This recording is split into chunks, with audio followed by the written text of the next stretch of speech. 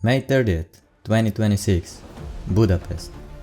The Champions League final goes to penalties, and when it's over, the cameras find the best player on the pitch. He hasn't scored, he hasn't assisted, he was substituted in extra time, before the shootout even began, and he is the man of the match. Vitinha, 26 years old, the smallest player on the field at 5'8".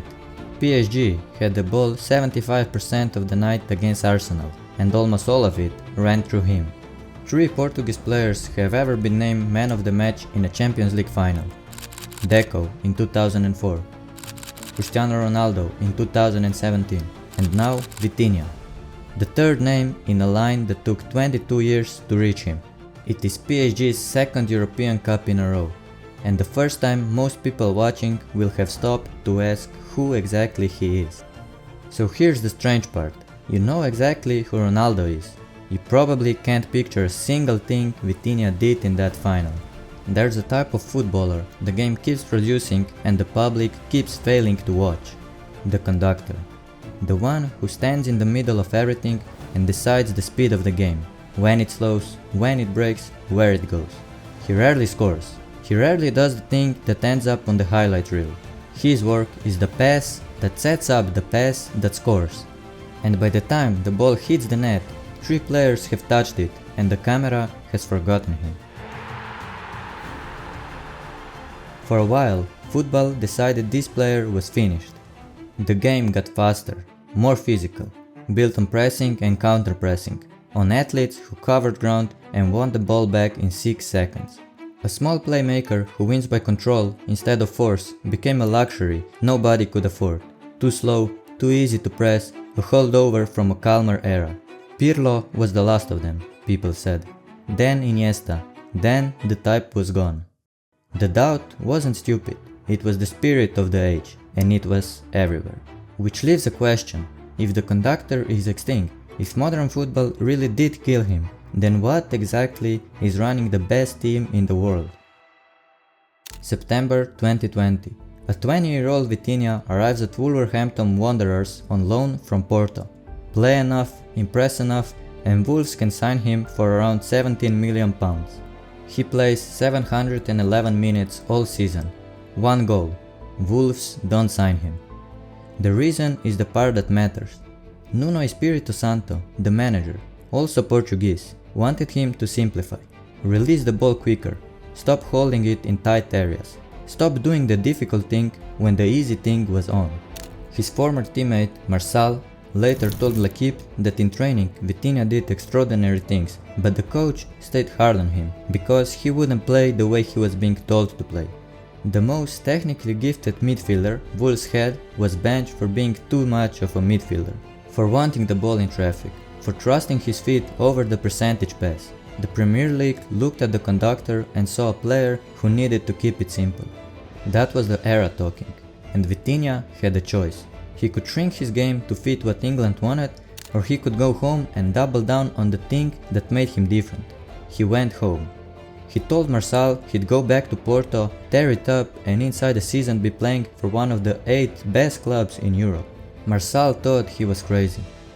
A domestic double at Porto, and the Primeira Liga Young Player of the Year award later, PSG paid his release clause. In the summer of 2022, he moved to Paris. The first year there nearly proved the doubters right. PSG were built around Messi, Mbappe and Neymar, 3 of the most expensive attacking instincts in history. And a team like that has no steel center, no patience for a player whose whole value is control. Vitinha did the running, he defended, he fit himself into the gaps the superstars left behind. And then the superstars left. Luis Enrique arrived in 2023, wanting a team that kept the ball and never gave it back, with one player at the center of it that everything moved through. He had been at the club the whole time. So the conductor wasn't dead, he'd just been standing in the wrong team, asked to be something smaller than he was. We've done this before. One of the best midfielders alive is at his peak right now, and most of football still hasn't said it out loud. December 3rd, 2018, Luka Modric wins the Ballon d'Or. He is 33 years old. For a decade before that night, he had been one of the 2 or 3 best midfielders on earth, and for most of that decade the wider conversation treated him as a supporting cast, the quiet one next to the Galacticos, the player you praised only when someone forced you to look closely. He'd already won 3 Champions Leagues by the time he won that trophy. The recognition didn't arrive when the work was done. It arrived years late, after he'd dragged Croatia to World Cup final and the voters finally ran out of reasons to look past him. And once it lands, late recognition never leaves. Modric is 40 now. He left Real Madrid last summer and joined AC Milan, the oldest player ever to debut in Serie A. He's in Croatia's squad for this World Cup. He's finally loved the way he never was at his peak. It took until he was almost done. This is the pattern, and Modric is only the clearest case. We called Pirlo a genius once he stopped playing.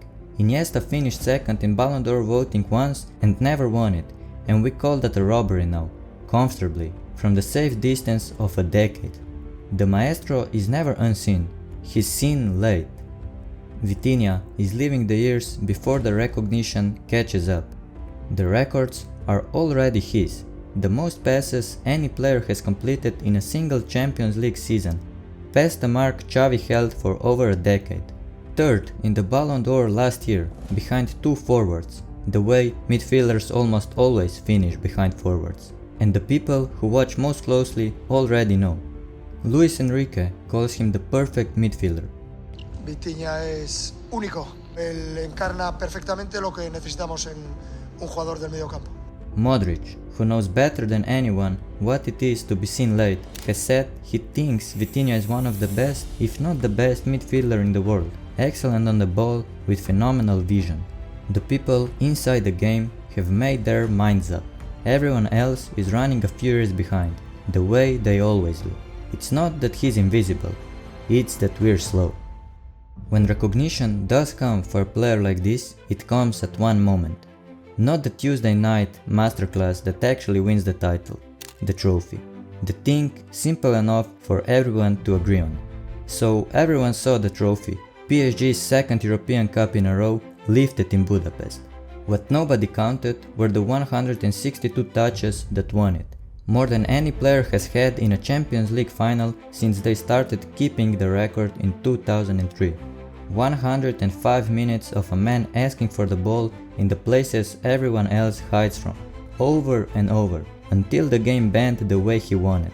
That is the part we'll get around to describing years from now, once he's finished, the way we finally got around to Modric. He is doing it right now. Everyone agreed he was the best player on the pitch in that final. Almost nobody can tell you why.